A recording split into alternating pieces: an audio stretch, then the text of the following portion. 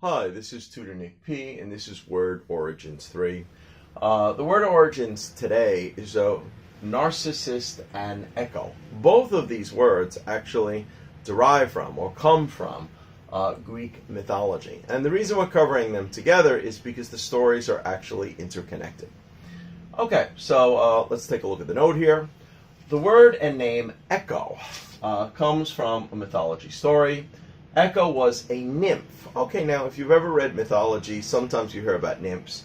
A nymph in Greek and Roman mythology was a female spirit who lived among nature, especially in forests, mountains, or rivers. And of course, mountains is very important here because in our modern day, when we hear echoes, most of the time it's in high mountains. Okay, let's continue. Echo was a nymph who was given an assignment by Zeus. All right, so again, if you know Greek mythology, Zeus was the god of the gods. He was the #1 god. To talk to Hera, Hera is his wife, also a goddess, and keep her busy while he went off to fool around with other women.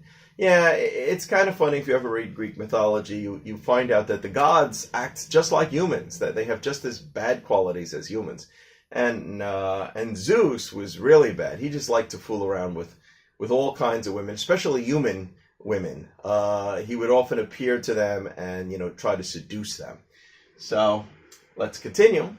When the goddess Hera figured this out, she put a curse on Echo. And Echo was only able to repeat what others said. So again, this goes perfectly with the idea of echo. Like if we're in a mountain today and we scream out some words like hello, hello, hello, hello, we keep hearing the repeat. So this is the idea of echo. Comes directly from this Greek mythology story. All right, let's continue. Echo fell in love with Narcissus, okay, which of course this is where we derive a narcissist today, the name, the person who loves themselves very much, or narcissism. So Echo fell in love with Narcissus, who was supposed to be irresistibly handsome. All the women, as soon as they seen him, they all fell in love with him. She tried to get him to say, I love you, so she could say it back to him. Because remember, she can only repeat what others said. Unfortunately, Narcissus fell in love with himself. She pined away for him until there was nothing left but her voice. Remember, if we say to pine away, it means to have a great wanting or longing or desire. So I guess, she just died of depression that she couldn't get to have Narcissus. Okay, so now you know where echo comes from very clearly.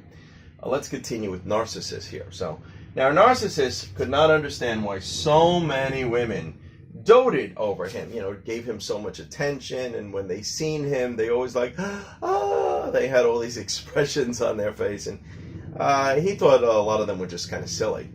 Okay, until one day he noticed his own reflection in the water, and it was love at first sight.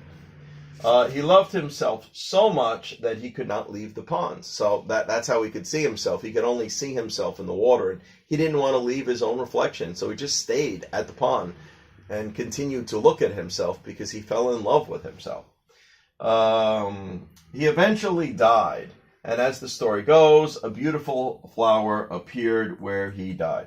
So this is directly where we get the word, narcissism and narcissist. It comes directly from this Greek mythology character.